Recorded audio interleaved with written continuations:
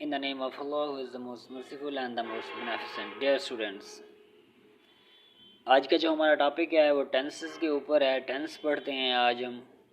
तो बेसिकली हमारे पास तीन किस्म के टेंस होते हैं। एक होता है प्रेजेंट, दूसरा होता है पास्ट, तीसरा होता है फ्यूचर। यानी ज़माना हाल, ज़माना माजी और ज़माना मुस्तकबिल, ये तीन होते हैं बेसिकली। फिर हम हर एक को चार कैटेगरीज़ के अंदर, चार अक़साम के अंदर क्या कर देते हैं, तकसीम कर देते हैं। जैसा कि वो कहता है प्रेजेंट है तो इसके साथ हम इंडेफिनेट लगा दें तो ये प्रेजेंट इंडेफिनेट हो जाएगा। इसी तरह कंटिन्यूअस है तो इसके साथ प्रेजेंट लगा दें तो प्रेजेंट कंटिन्यूअस हो जाएगा। और अगर इसके साथ परफेक्ट है तो प्रेजेंट परफेक्ट हो जाएगा। और फिर परफेक्ट कंटिन्यूअस के साथ अगर प्रेजेंट लगा दें तो प्रेजेंट परफेक्ट कंटिन्यूअस टेंस हो जाएगा। इसी तरह जैसे यहाँ पर आप देखें कि उसने लगाया हुआ है प्रेजेंट के साथ present indefinite, present continuous, present perfect continuous. इन्हीं के साथ अगर आप लगा देते हैं प्रेजेंट की जगह अगर आप पास्ट लगा देते हैं तो ये क्या हो जाएगा, ये पास्ट इंडेफिनेट हो जाएगा। इसी तरह past continuous, past perfect continuous. इसी तरह अगर आप इसी पास्ट की जगह अगर फ्यूचर लगा देते हैं तो ये फिर क्या हो जाएगा, यही चीज़ें फ्यूचर के अंदर चली जाएंगी। Future indefinite, future continuous, future perfect continuous and future perfect. तो ये क्या हो जाएंगे, टोटल 12 हो जाएंगे हमारे पास। बेसिकली हमारे पास तीन होते हैं और फिर हर एक को हम चार चार के अंदर क्या कर देते हैं, मल्टीप्लाई कर देते हैं और कुल टोटल कितने हो जाते हैं हमारे पास, 12 टेंस हो जाते हैं। अब इनको हम शॉर्ट अंदाज के अंदर, एक मुख्तसर अंदाज के अंदर कोशिश करते हैं समझने की। जी तो डियर स्टूडेंट्स, टेंसेस की तरफ आते हैं और इनको बारी बारी थोड़ा सा डिस्क्राइब करने की कोशिश करते हैं। यहाँ पर मैं आपको बेसिक क्लू दे रहा हूँ, बेसिक रूल्स के बारे में बता रहा हूँ। मेन जो पॉइंट्स हैं वो अगर आप याद कर लेते हैं बाकी सारे के सारे आपको याद हो जाएंगे। मोस्टली स्टूडेंट्स को पता नहीं होता कौन से टेंस के अंदर कौन सी फॉर्म वर्ब लगनी है, तो इसके लिए मैंने शॉर्ट फार्मूला बना दिया है जिसके ज़रिए आप इजीली समझ सकते हैं।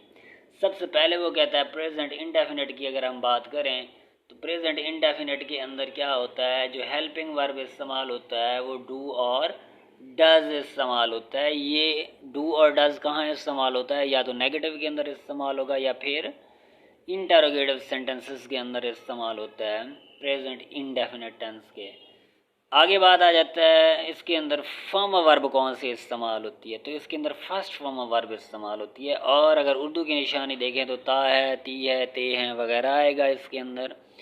और अगर इसकी एग्जाम्पल की बात करें कि हमें कैसे पता चलेगा उर्दू के अंदर ये कौन सा फ़िक्रा है, तो उसकी निशानी ये होगी जिस तरह वो कहता है वो स्कूल जाता है।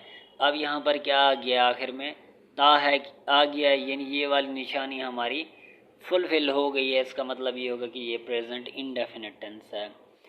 इसी तरह पास्ट इंडेफिनेट की अगर बात करते हैं तो यहाँ पर हेल्पिंग वर्ब जो होता है वो तो डिड इस्तेमाल होगा।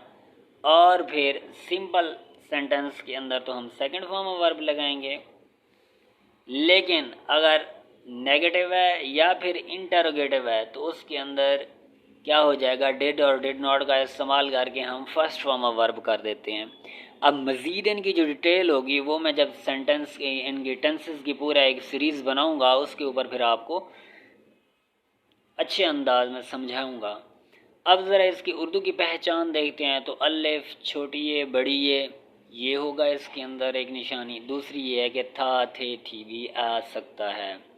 जैसा कि वो कहता है वो स्कूल गया, अब गया यानी आखिर में क्या है, अलिफ आ गया है, तो ये वाली निशानी पूरी हो गई हमारी, ठीक है।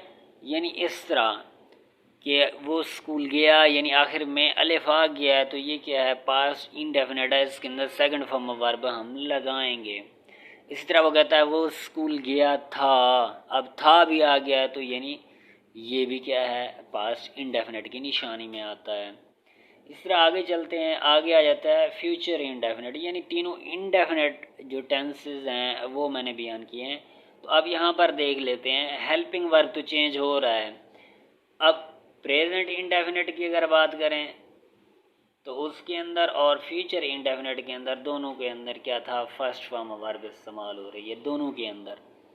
बाकी ये है कि हेल्पिंग वर्ब दोनों के चेंज हो रहे हैं।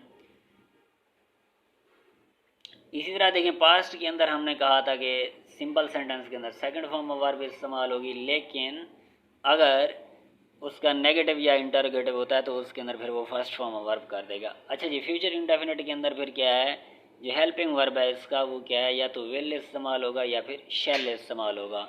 आई और वी के साथ हम शेल लगाते हैं, बाकी तमाम के साथ विल लगाते हैं, लेकिन मॉडर्न जो इंग्लिश है उसके अंदर ये है कि तमाम के साथ वो विल इस्तेमाल करते हैं। बाकी इसकी उर्दू की पहचान की बात करते हैं, गा गे घी गा, और अगर इसके उर्दू के फ़िक्रे की बात करें वो स्कूल जाएगा, तो यहाँ पर भी वो निशानी फुलफ़िल हो रही है जी। तो स्टूडेंट्स, इंडेफिनिट टेंस हमने पढ़ा है, उसके अंदर क्या था, थोड़ा सा फॉर्म ऑफ वर्ब चेंज हो रहा था, ठीक है। हेल्पिंग वर्ब भी चेंज हुए हैं और फॉर्म ऑफ वर्ब भी चेंज हुए हैं। यानी प्रेजेंट इंडेफिनिट के अंदर फर्स्ट फॉर्म ऑफ वर्ब थी, तो फ्यूचर इंडेफिनिट के अंदर भी फर्स्ट फॉर्म ऑफ वर्ब। लेकिन जब पास्ट इंडेफिनिट की बात की है, ये 12 टेंसेस में से ये वह टेंस है जिसके अंदर सेकंड फॉर्म ऑफ वर्ब लगती है। अब आ जाते हैं कंटिन्यूअस। जितने कंटिन्यूअस टेंस होंगे सब के अंदर आपने क्या करना है, फर्स्ट फॉर्म प्लस ING लगा देनी है। सब के अंदर जितने भी हैं सब के अंदर फर्स्ट फॉर्म प्लस ING, या जिसको हम फोर्थ फॉर्म ऑफ वर्ब भी कहते हैं, वो आपने लगाना है।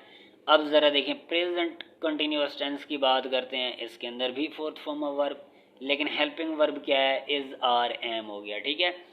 इसी तरह अगर पास्ट कंटिन्यूअस की बात करते हैं, इसके अंदर भी फर्स्ट फॉर्म ऑफ वर्ब, लेकिन हेल्पिंग वर्ब चेंज है, वाज और वर। इसी तरह फ्यूचर कंटिन्यूअस टेंस की बात करते हैं तो उसके अंदर विल भी शेल भी इस्तेमाल होगा, लेकिन फॉर्म ऑफ वर्ब सेम रहेगी, फोर्थ फॉर्म ऑफ वर्ब जो मेन फॉर्म ऑफ वर्ब है। हेल्पिंग वर्ब जो हैं इसके अंदर चेंज हो रहे हैं, लेकिन मेन जो वर्ब है वो चेंज नहीं हो रहा। इसी तरह उर्दू की निशानी की अगर बात करें तो प्रेजेंट कंटिन्यूअस टेंस के अंदर रहा है, रही है, यानी मौजूदा ज़माने की बात कर रहा है। और अगर पास्ट कंटिन्यूअस की बात करते हैं तो इसके अंदर रहा था हो जाएगा, ठीक है। रहे थे, रही थी, वगैरह वगैरह, यानी ये पास्ट की बात करेगा। समझ भी आ जाता है, रहा था यानी पुराने ज़माने की बात कर रहा है, और वही पुराने ज़माने के अंदर कोई काम जारी था। अब ये कंटिन्यूअस वाले जितने भी टेंस हैं इनको प्रोग्रेसिव टेंस भी कहते हैं। इसी तरह आ जाते हैं फ्यूचर कंटिन्यूअस टेंस के ऊपर, तो इसकी निशानी जो होगी रहा होगा, यानी मुस्तकबिल ज़माने की बात कर रहा है, रही होगी, रहे होंगे वगैरह।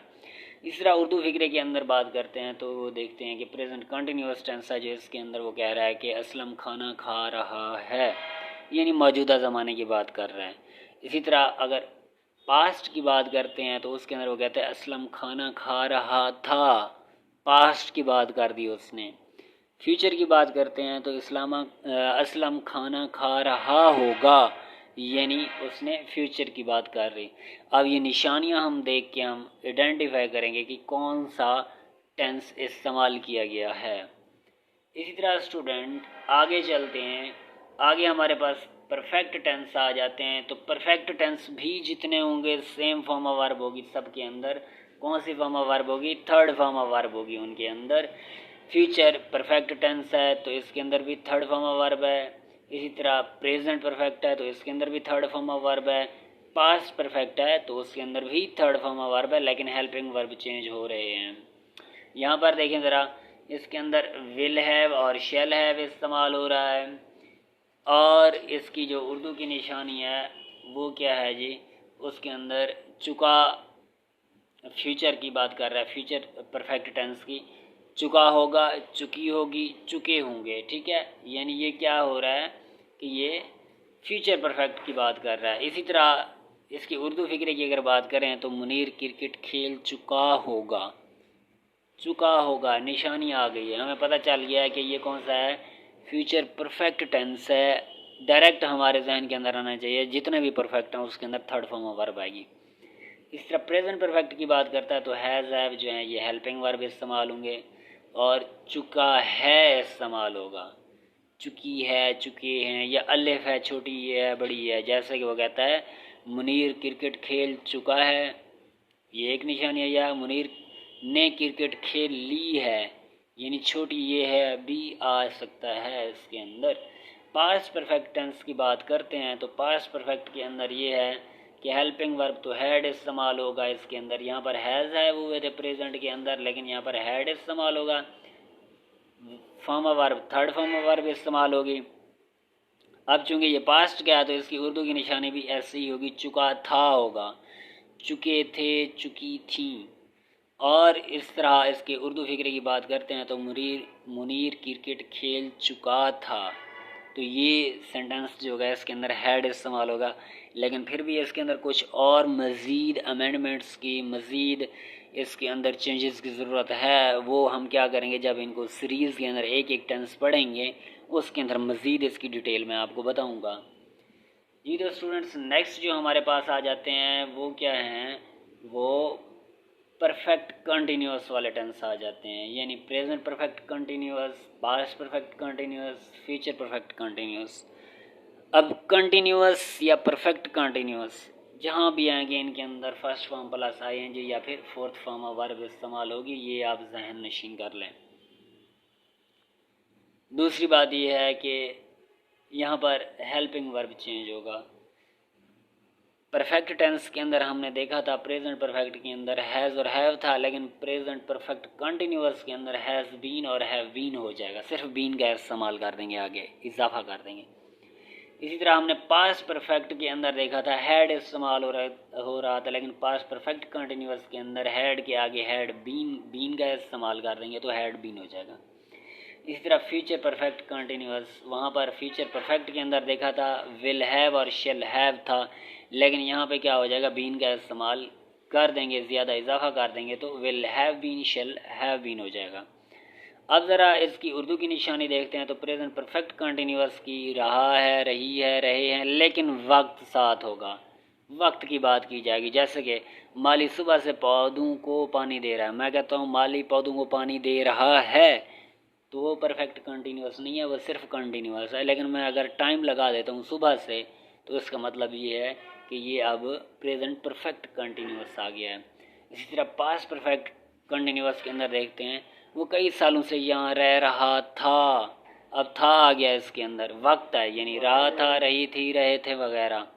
इस तरह फ्यूचर परफेक्ट कंटिन्यूअस की अगर बात करते हैं तो इसके अंदर रहा होगा, रही होगी, रहे होंगे और इसके साथ वक्त होगा, जैसे कि वो कई सालों से यहाँ रह रहा होगा। तो ये क्या है, दरअसल इसके अंदर भी वो क्या कर रहा है, वक्त की बात कर रहा है। तो वक्त जहाँ आएगा और वो काम भी जारी होगा तो इसका मतलब ये है कि वो क्या है, परफेक्ट कंटिन्यूअस, उसका कुछ काम तो मुकम्मल हो चुका है लेकिन कुछ अभी भी जारी है। अब इसके अंदर दो और चीज़ें इस्तेमाल होती हैं, सिंस और फॉर।